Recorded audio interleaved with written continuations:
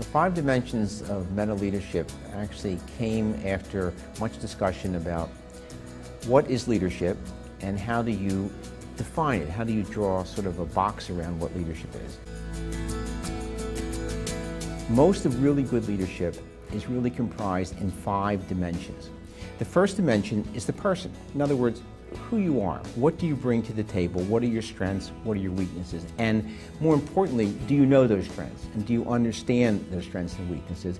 And can you correct the weaknesses and can you build the strengths?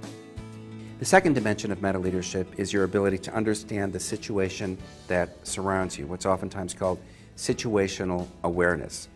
Understanding what's the problem that you're dealing with, who are the people that are being affected, how are they responding? And that second element of situational awareness is critical. The third dimension of meta leadership is your ability to lead your silo. In other words, you have people that work for you. So how do you get them to work their very best? What tools can I give you? What can I do that will help you do your job better? Because if you make them successful, they're going to make you successful. The fourth dimension of meta leadership is your ability to lead up.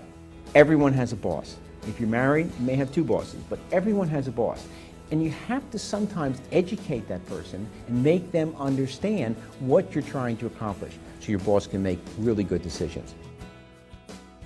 And the 5th dimension is, how do you lead across?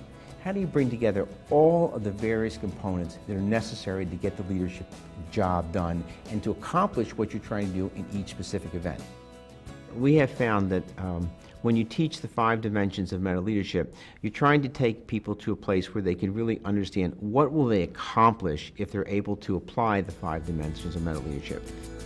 One thing that just kind of pops into mind were, so 2000 and I want to say 2010 or 9 or 10, I was tasked to go on a medevac for just the Pacific medevac where it goes from Travis to Hickam out to Kadena and back from McConnell. I had a pretty young lieutenant with me as a co-pilot. I was an instructor.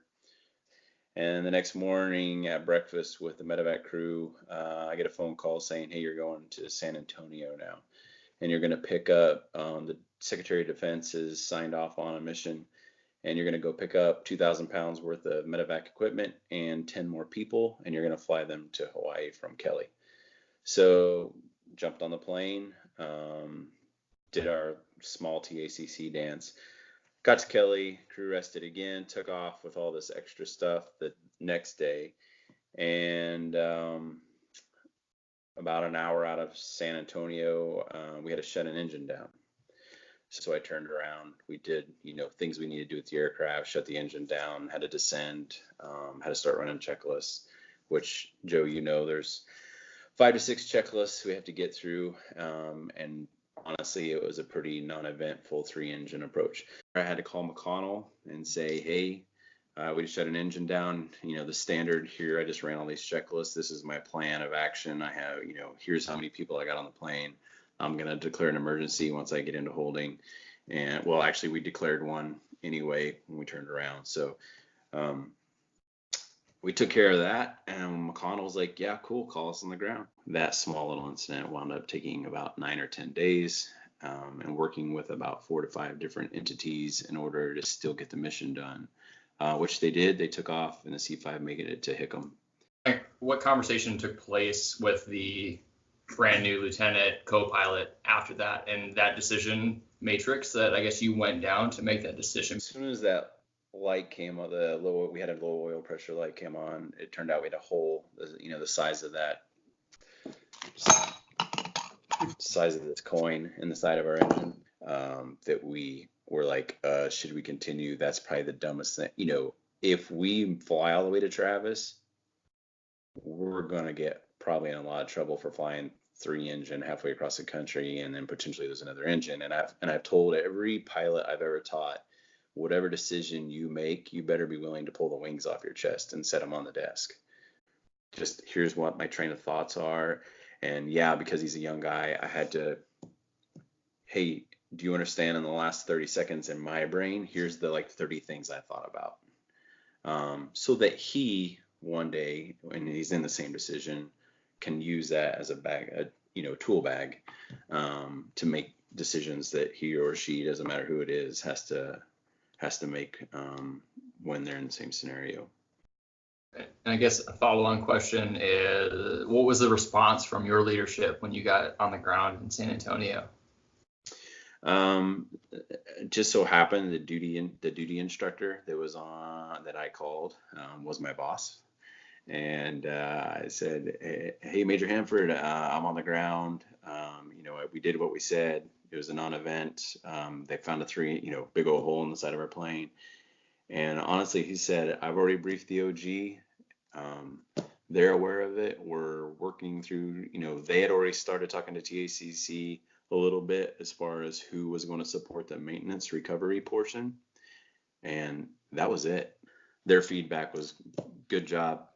We'll call me when anything changes," was essentially what it came down to. But I had a very good relationship with our leadership. And I think when I didn't let them talk to me. When the phone rang and they answered, I said, "Hey, here's where I am. This is what happened. This is what I did. Here's our plan of action. Here's the next steps going forward." What kind of coordination was required to get the C5 to be able to take the mission? If they were just doing a local and then now they're going to Hawaii. Yeah. So my part of that was strictly communicating with the MCD, or I'm pretty sure that's what they're called. They're the medical professional that's in charge of the crew, the medevac crew. So they worked their piece and I worked my piece. And when he found out that, hey, they're going to try to talk to the C5 guard, and I think it's a guard or reserve unit in San Antonio, they're the F2U. The big thing is communication, I think, through all of it. You just have to keep communicating and be open to communication. And whether you agree with the decision or not, you have to keep a positive attitude about it, because as soon as it gets negative, confrontation starts occurring. And when you're not talking on the phone or these days via text message and stuff like that, it can get frustrating. Mm-hmm. Get people to understand the 5 specific dimensions of meta leadership. They come out with 5 things. They come out with confidence. 1, I have confidence that I can handle the situation, I can make things work more efficiently. They also have the ability to instill hope in other people, because when people are in a disaster situation, they must be hopeful. Also, they create an understanding. They have a clear picture of what is happening, and they have a clear ability to articulate that to everyone else. 4th one is they're able to move forward. There's a sense of progress. We're making progress, we're moving the needle, we're making this work much better. The 5th thing is influence, and that's the ability to influence other people across silos so we create resiliency in the entire system.